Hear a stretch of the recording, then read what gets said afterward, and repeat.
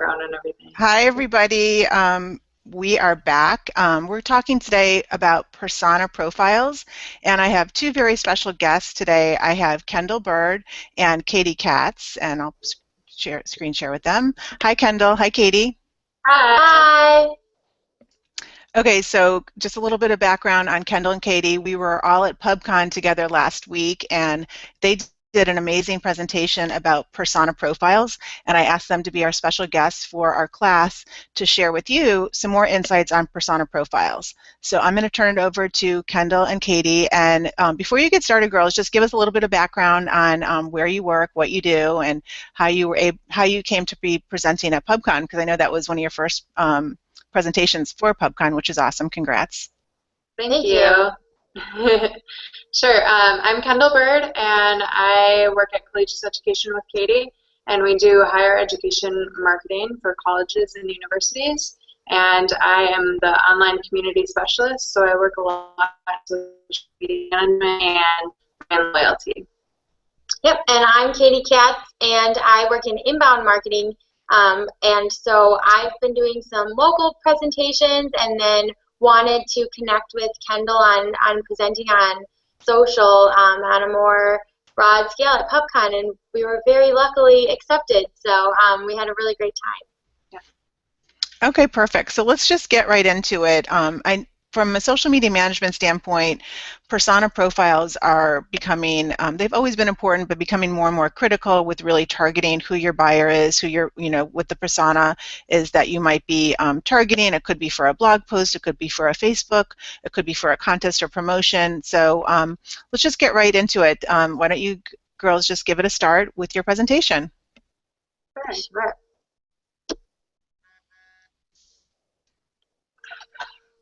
So this is kind of our breakout of what a persona is that we started off our presentation with. And this is a really great quote that we found from HubSpot, that a buyer persona is a semi-functional representation of your ideal customer based on market research and real data about your existing customers. So it's really kind of clears up the confusion around a target market and a persona, which a target market is a segment. It's kind of describing like teenagers from 15 to 19. A persona is really taking all of your data and turning it into a person that represents a chunk of your market. Mm-hmm. Yep. So we pulled some bullets here about how to create a persona. Sure, and so remembering that what Katy said about it's one singular person, you want to conduct that market research and find out who your customer base is, so that target market start out with, and then create different questions and analyze their behaviors, and even find data from external partners like Simmons that will help you to understand who that exact person is that you want to target. And then from there, you're going to divide out into different persona buckets. So it might be one person is a single mother of 2 children, and the next persona that you're trying to target is a married man with a home and 2 cars, or something along those lines that really adheres to your brand, but also speaks to one specific person. And then from there, you're going to actually create a story and talk about who that person is, and really find out who they are, and they would be somewhat of a new best friend for you because you know them so well.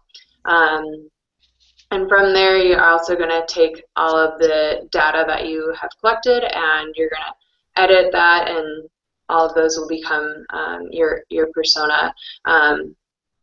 And you will also have, there's not really a right number of personas. It's really specific to your brand. So you might have 4 personas, you might have 10. Yep, and really the key takeaway is to make them a personal story about an individual person.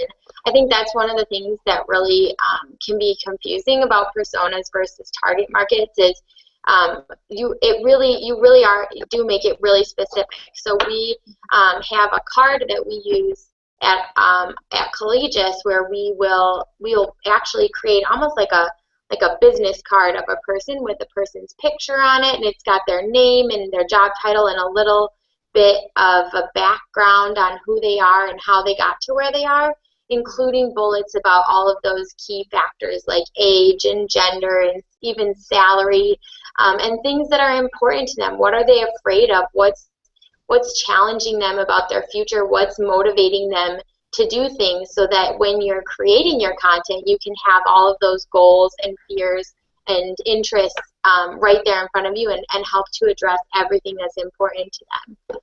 Yeah. And you can take it a step further, considering social behaviors, whether they're going to be someone who's active on certain social media, or whether they're going to be someone who's just kind of participating in reading, and that'll help you further hone in your calls to action on your content. And so we just pulled 5 things that we think are most important to remember about personas. So remember that the persona, they should be a person and not a segment. So remember that it's one person versus a target audience. Make sure you remember to include their inputs and their outputs. What are their key demographic factors, how old they are, what they like to do, but also what that looks like for them, where they're spending their time, how they're going to be involved on their social media. Sure. And remember that this persona or personas are your new best friends. So you should know their stories inside and out. They should be somebody that you can relate to, and also somebody that you know just from picking out of a crowd. And because you understand them, you can be personal to what they care about. And when you're making content or sharing things on social media, you can actually get into their psyche and talk about things that matter to them. Mm-hmm. Yep, and remember that all content should be directed at that specific persona.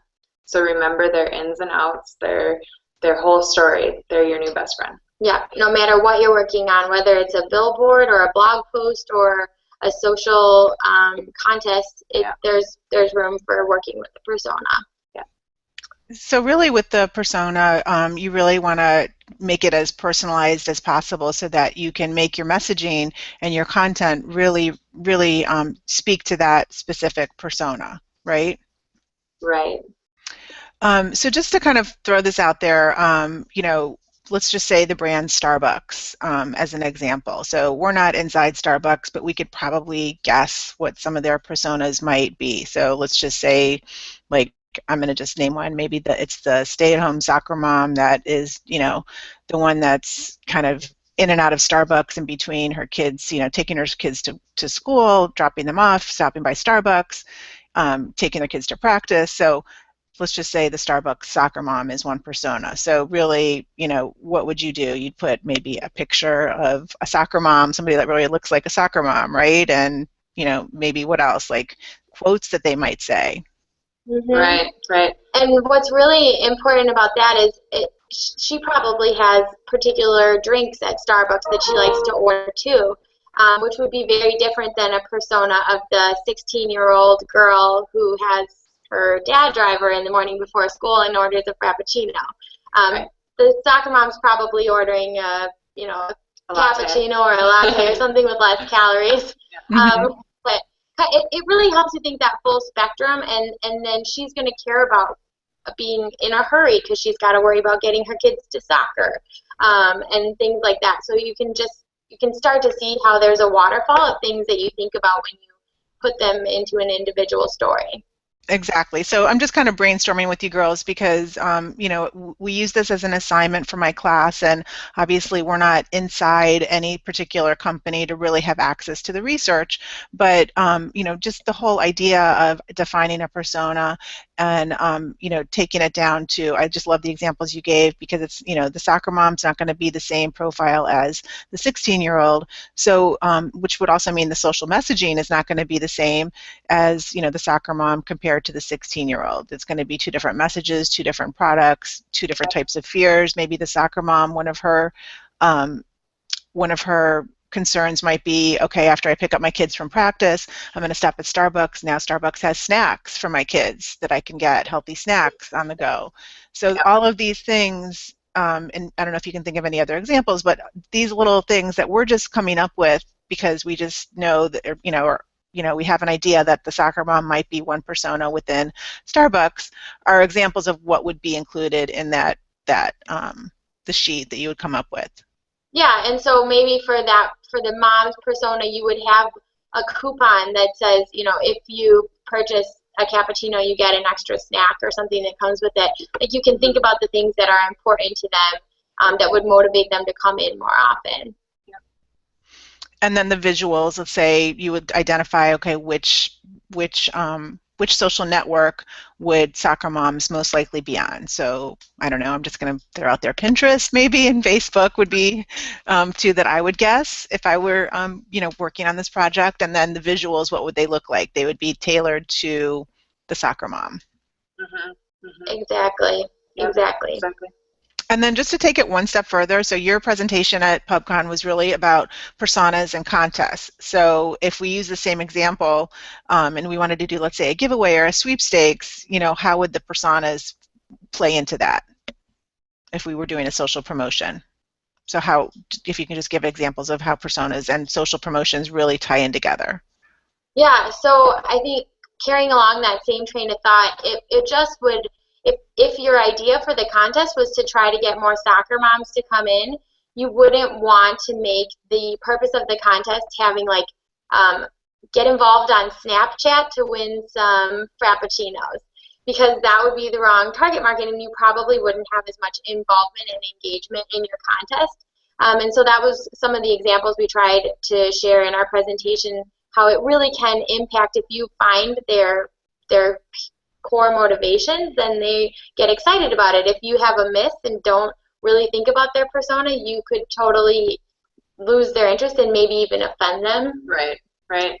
Yeah, you want to definitely have the right imagery if that's what you're using for your social contest, which you probably should, since most social networks are very image-based these days.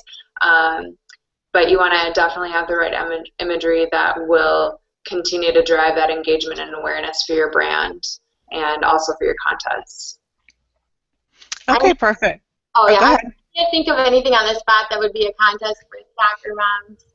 And yeah, I can't think of anything, that's okay. I mean, if you want to just share an example that you used in the presentation, the one do and don't, you had a couple that they were, a brand was targeting using, the complete wrong persona. Sure.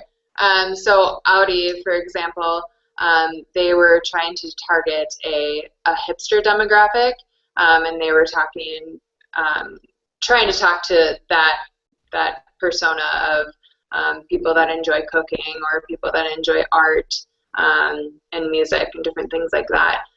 Whereas their actual persona is a 20, 30, 40-year-old man that really enjoys cars and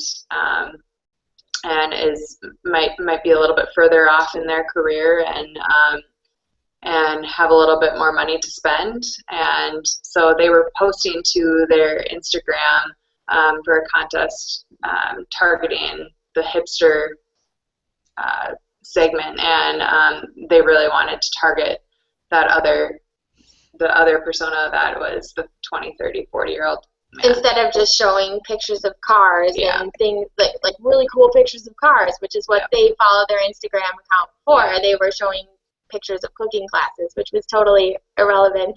Right. Even if it is kind of relevant for the world today, people care about that. It's not relevant for their brand. Right.